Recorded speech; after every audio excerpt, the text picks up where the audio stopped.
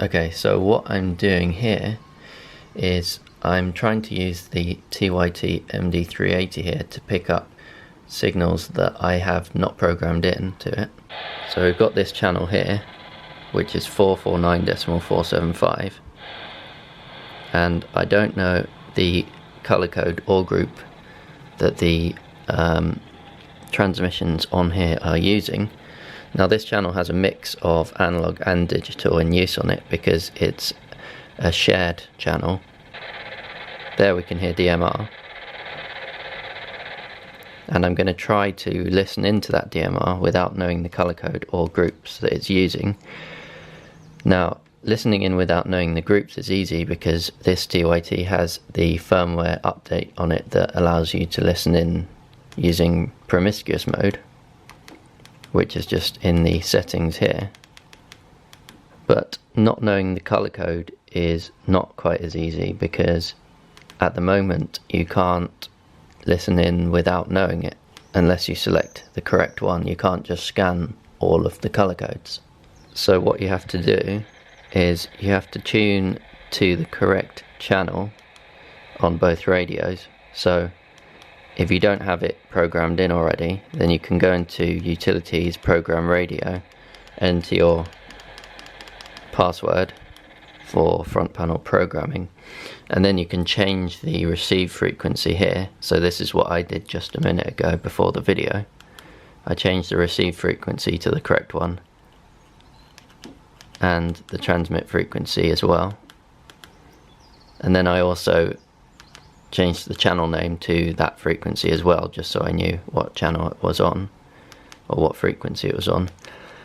And then as long as the two channels here are on the same frequency, or the two frequencies here are set to the same one, and you're listening to a simplex signal, then you don't need to set the repeater slot, because on simplex the repeater slot is not used.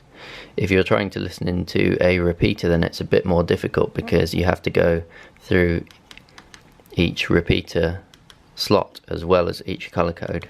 Okay, so I'm going to go on to color code and I'm going to listen for when they're transmitting, and see on color code 0 it's not got anything when they're transmitting, it doesn't receive it.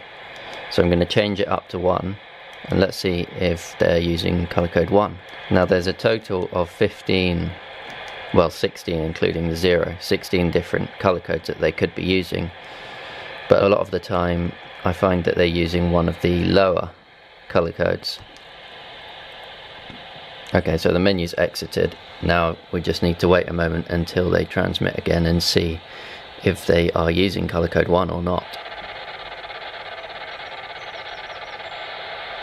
Okay, so it seems like they're not using color code 1. So I'm going to go back into the program menu and I'm going to change the color code again, and I'm just going to have to keep doing that until we get the right one.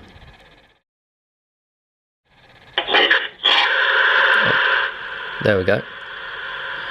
So it looks like they're using color code 10, although that doesn't sound quite right.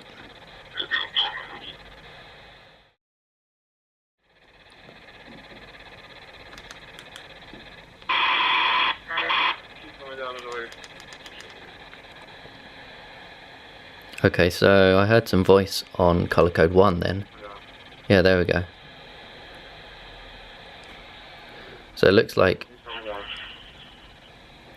there are 2 different DMR users on this channel, and so we detected one of them on color code 1 and the other one was on color code 10. But see, this one's coming in nicely now.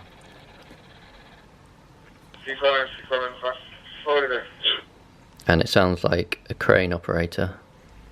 So I know that there are other ways to do this. This isn't the only way. You can now get DMR scanners as well. Certain digital P25 scanners have got an upgrade that you can buy that allows them to decode DMR. And you've also got the CS750 radio, which has a color code scan mode, or a color code kind of ambiguous mode that just allows you to listen to any color code. But if you don't have a CS750 or one of those DMR scanners, then you can do it relatively cheaply by using a TYT MD-380 and any other analog radio, like this pretty cheap Baofeng UV5R here. And using them together, you can find and listen to DMR signals in your area without having to use any computer software to program it up. It is much easier to do this using computer software, like on an SDR for example, to find out what the color code and groups are. But if you are going away from your computer, let's say you want to go out in the field somewhere and listen to DMR, then this is one way you could do it using equipment that you might already have. So I hope that video was somewhat interesting for you. Don't forget to leave a like if you enjoyed the video, and if you haven't subscribed already, then you might want to consider.